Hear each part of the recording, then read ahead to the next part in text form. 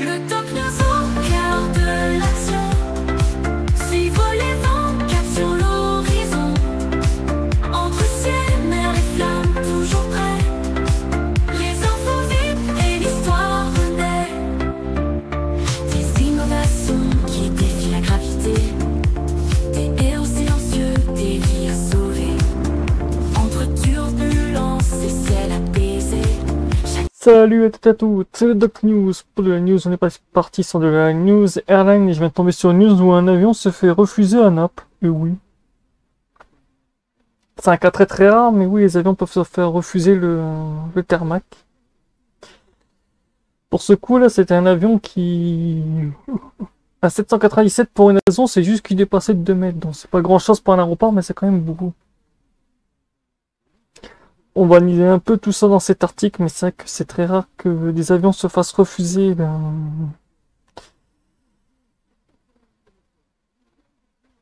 L'aéroport de Naples refuse l'atterrissage d'un Boeing 787 pour une raison étonnante. L'avion était trop long de 2 mètres. Et oui, les aéroports peuvent refuser pour une question de sécurité.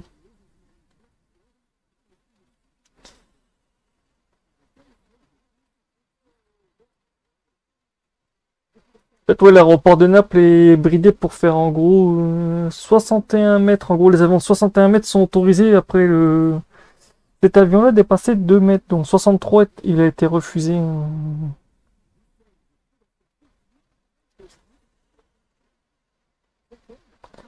Dans le transport aérien, chaque détail compte jusqu'au centimètre près. D'un fuselage entre deux modèles presque jumeaux, quelques mètres peuvent bouleverser tout un plan de vol. C'est ce qu'ont vécu les passagers d'un Boeing 797-9 censé atterrir à Naples, mais redirigé d'urgence vers Rome.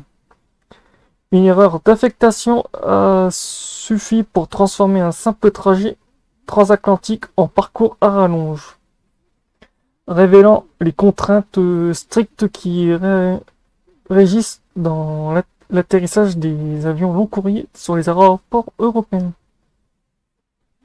Une erreur d'affectation qui commence à Philadelphie le 3 juin 2025, le vol AA780 quitte Philadelphie comme prévu. Il devait relier la ville américaine à Naples, dans le sud de l'Italie. À son bord 231 passagers et 11 membres d'équipage.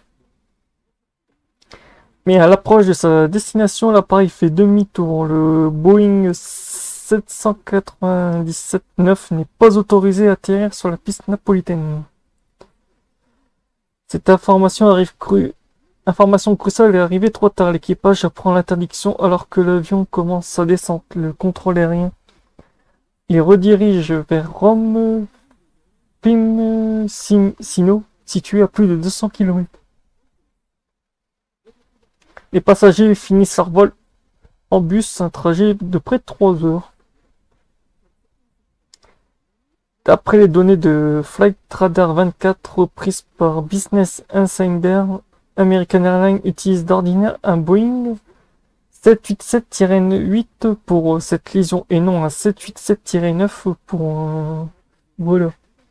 Ce modèle-là est un modèle un peu plus long et a été affecté sans vérification des contraintes locales. Ah ouais, d'accord.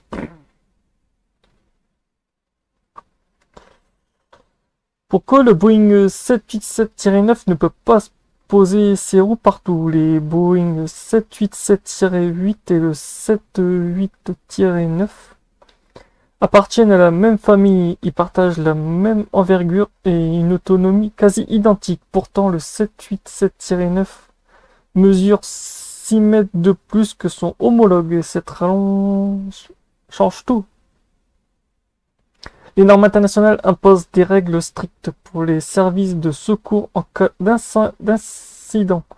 D'après les documents de Boeing reliés par Air Journal, le 787-8 peut se poser sur tous les aéroports classés R, WF-S8, tandis que le 789 nécessite une catégorie 9. Ah tiens, je crois que j'en ferai une vidéo dessus sur comment fonctionnent les catégories pour les avions.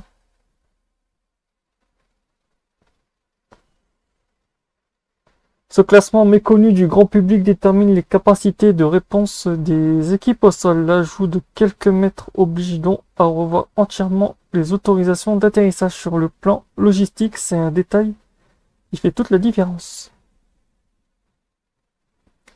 L'aéroport de Naples fait face à ses propres limites opérationnelles. L'aéroport de Naples fonctionne sur une seule piste de 2630 mètres. Il est classé RWF-RFS8, ce qui limite les avions d'une longueur de 61 mètres. Le Boeing-787-9 atteint 63 mètres, dépasse donc cette limite. Ces contraintes n'apportent rien de nouveau. Depuis 2024, American Airlines dessert Naples en 787-8. Ce choix n'est pas anodin. C'est le seul Dreamliner autorisé à se poser sur cette piste. Ce 3 juin, l'affectation du mauvais modèle n'a pas été repérée qu'au dernier moment. Résultat, un détournement et une désorganisation complète des passagers qui terminent leur voyage en bus. Il s'agit d'un exemple révélateur de la précision requise dans l'aviation commerciale d'un mètre de trop, et c'est toute une logistique qui va s'y... Et c'est un beau bordel aussi. Je dis pas à les gens quand la compagnie dit désolé, ben le bus on vous tout. Et pour en gros, certaines infrastructures européennes, bien qu'internationales, ne sont pas en mesure d'accueillir l'ensemble des modèles long courriers. Une réalité technique encore mal connue, mais cruciale dans la sécurité et l'efficacité des vols. J'espère que cette news vous aura plu, parce que c'est pas souvent qu'on tombe sur ça. Qu'un vol se fasse refuser parce qu'il est un peu... Mais c'est vrai que les avions, maintenant, certains, on les voit... Ils aiment bien être de plus en plus longs.